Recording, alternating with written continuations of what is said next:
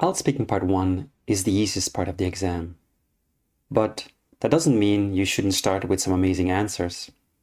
So for this video, we'll have a look at 4 Band 8 model answers on the topic of home with the question, where is your home? At the end of the video, we will have a look at 3 different question types you have in Speaking Part 1 of the exam and which question type it was. Understanding the 3 different question types has helped all my students to better prepare and to get a better score. Before we have a look at the 4 different examples, let's first have a look at 3 different options you have on how you can use this video to improve your speaking. Option 1, listen to the 4 answers that I'm going to give you. Stop and pause from time to time. Take some notes while you're stopping and pausing. Look at the example answers below the video. Look at some of the language and the grammar used in the examples. Try to use some of it for your own language. Create your own answer. And then finally, practice saying your own answer. Option 2 is go through the practice with me. Pause the video. Answer the question yourself. Record your answer so you can compare your answer with my answers. Listen to my answers and compare my answers with yours. And then look at the language and the differences. Improve your answer using some ideas from my examples. And then say the answer again with improved language. And again, maybe compare the original with the second version. Option 3, just watch the video and listen to my answer. Maybe still have a look at the language used below the video and treat it a bit more like a listening practice, just to kind of have a relaxed listening and listen to the language. Whatever decision you make, at least you're here practicing, and that's what matters the most. So here is the question again. Where is your home? Now let's listen to the first answer. Home is where the heart is, they always say. So right now, my heart is in Spain. For my work, I need to travel and move a lot. Every few years, I move country.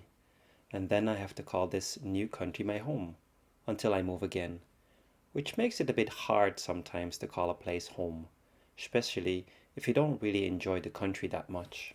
Now the second answer, and don't forget to focus on the grammar and the vocabulary. Home for me is Ho Chi Minh City. I moved there a long time ago for work and I really fell in love with the place, the people and the food.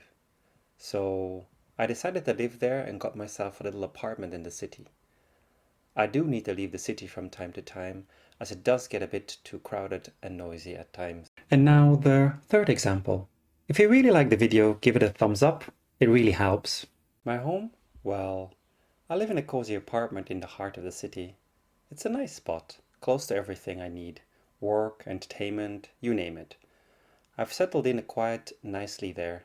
So yeah, my home sweet home is right in the midst of all the hustle and bustle. And now the fourth and final example. My home is a quiet suburban neighborhood on the outskirts of town. It's a peaceful area with lots of greenery and friendly neighbors. I lived there for a few years now and I really feels like home.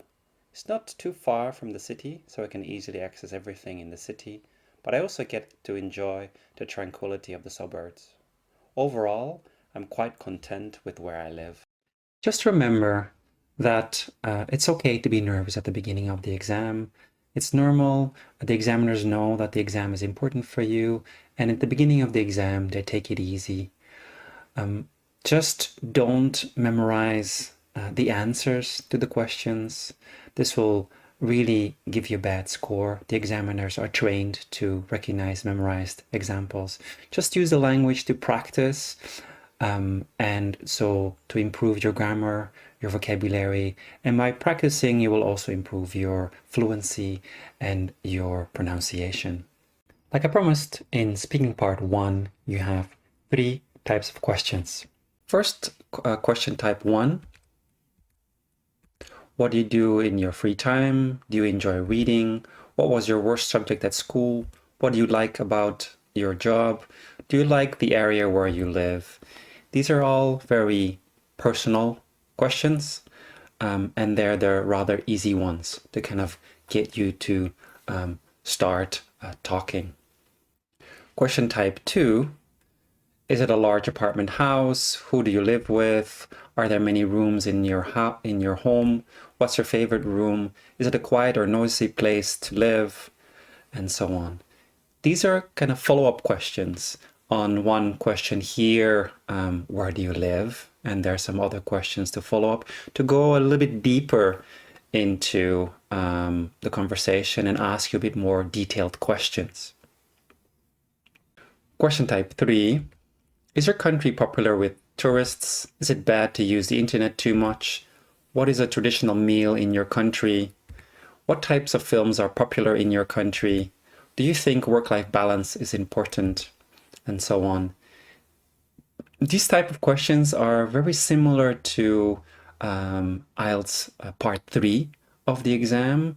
They're a bit more general questions.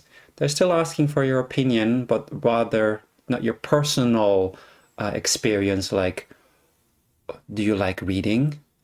We're talking about, do people in your country like reading? So these are a bit more abstract and a bit more challenging. So here the examiner is trying to push you to use a bit higher and more complicated language. So here it's really important to kind of focus on and give some longer and more difficult answers. So which kind of question did we practice here? We practiced the first type of questions, the personal ones. Where is your home? So focus on your own personal experience. No need to talk about your family, friends, or other things. Just answer, where is your home located? What kind of home is it? How long have you been living there? What you like about your home? So a few details about your home, but don't say too much. I hope the practice was useful, and I would say practice some more and good luck with your exam.